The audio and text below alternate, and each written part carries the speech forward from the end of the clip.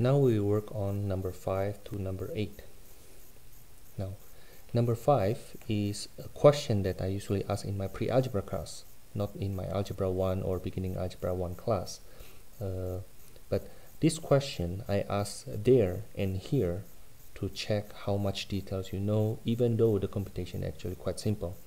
Now, we have multiplication, division, and multiplication, and all separated by the lower rank of negative subtraction and addition. So I will do these and these and these at the same time. Now, 9 times 3 is 27, 1 decimal place, minus 0.1 divided by 4. Now, 1 divided by 4 is 0.25. If you move the decimal point once to the left, there will be 0.025. Okay, this is where actually the most common mistake done, because a lot of students saw that as 4 divided by 0.1 instead, and they say that's 40. No, it's actually 0.1 divided by 4. Okay, 1 divided by 4 is 0.25. 0.1 divided by 4, you need to move the decimal point once to the left. The last one is 25 times 4 is 100 with 2 decimal places. Now I have a subtraction and addition. I will do it from the left to right. 2.7 minus 0.025, that will be 2.675 plus 1.00 is just 1, and therefore this will be 3.675. Now some of you may need to write this down. 2.7 minus 0.025. I advise you to do this on your scratch paper to make you aware of the place value.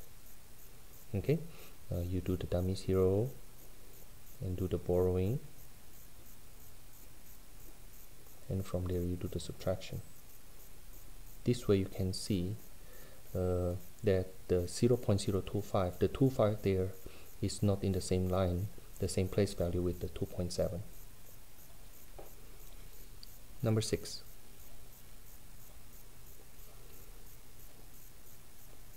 I can combine like terms here, and notice that this is actually 0.6 minus 1. Okay, and that will give me negative 0.4. Okay, so then here I will write 0.6 minus 0.4x equals to negative 4.6. The next thing I will do, I will move the 0.6 to the right hand side,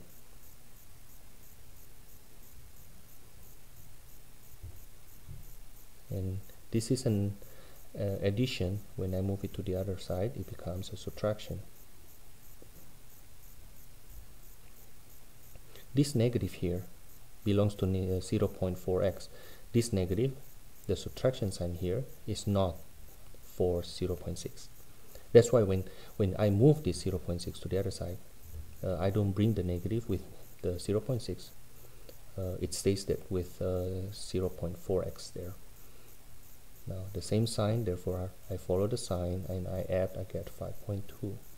From here, then to undo this multiplication, I will divide the other side by that number. Before I compute that further, let me move the decimal point first.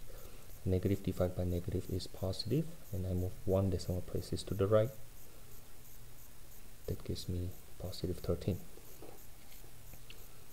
Okay, now the common mistake in this number 6 actually on the first one. A lot of the students actually saw this as 0.6 x minus x. They cancel the x and they get 0.6 only. Now that's a fatal mistake. You need to be aware when you are combining like terms. You still need to keep the variables there.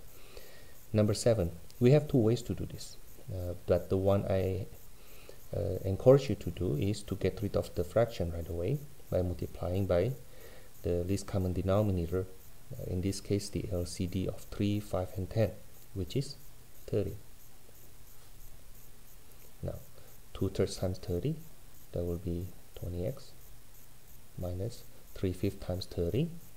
30 cancel that 5 first, you get 6. and then multiply by 3, you get 18. Now 30 divided by 10 is 3 times 7, that's 21.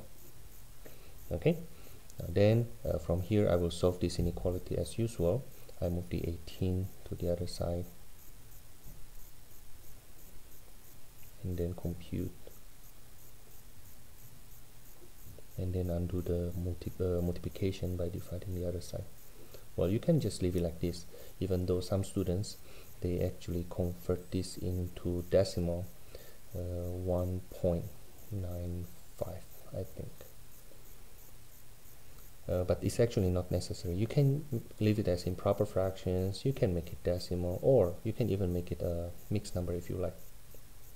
Okay, now the graph, however, we start from 39/20, and we see the x is less than that. It means it should be to the left of that number, and because we have no equal sign, means x is strictly less than 39/20, and we represent that using a parenthesis. Okay, number 8. What percent of this number is 24? Now let's translate this first. What percent will be translated as an x times 0.32 equals to 24.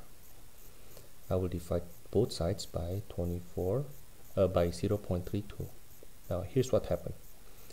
The plan is I will solve this in decimal first, and then later on I convert that to percent, because the question requires us to answer this in percent. Now how to convert this to decimal? I will move the decimal point first, move it twice to the right. I get 2400 on the top and 32 at the bottom. If I divide this, let me do it on my scratch part here. Take this 7 times for 224.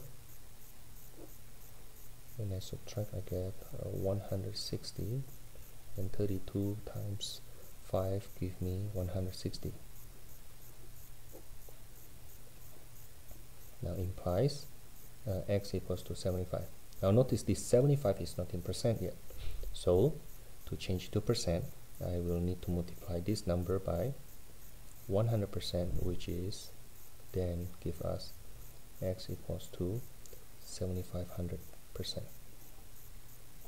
Now believe it or not, a lot of students, even though they know they need to change it to percent, they don't show the work properly. They end up saying this is 0.75%. Now that's incorrect, and that incorrect answer comes from the lack of awareness that you need to show the work and get this kind of answer. Okay, that's for the first page of this test.